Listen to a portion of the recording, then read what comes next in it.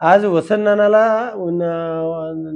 उमेदवारी देणं म्हणजे निवडणूक सोडून दिलेली आहे, ही भावना या तालुक्यामधल्या सगळ्या कार्यकर्त्यांची झालेली आहे. आणि म्हणून मोहिते पाटीलांनी जी भूमिका या निवडणुकीमध्ये जी घेतलेली आहे ती अत्यंत चुकीची आहे.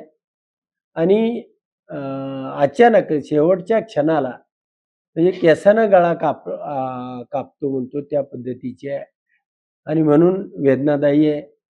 या निवडणुकीमध्ये निवडणूक लढण्यासाठी त्याच्या मध्ये हिंमत असावी लागते.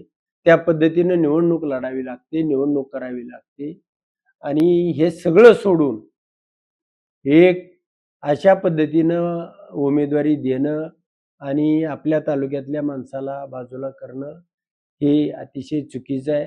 म्हणून या निवडणुकीच्या माध्यमातून म्हणजे मी स्वतः ठरवलेलं आहे की वसंतनानाला आम्ही मतदान करणार नाही. आणि या निवडणुकीमध्ये ज्याही पद्धतीनं वसंतनानांनी भारतीय जनता पार्टीच्या सभापती करण्यासाठी एक सदस्य पुरवला, असा माणूस हा पार्टीचा जिल्हाध्यक्ष.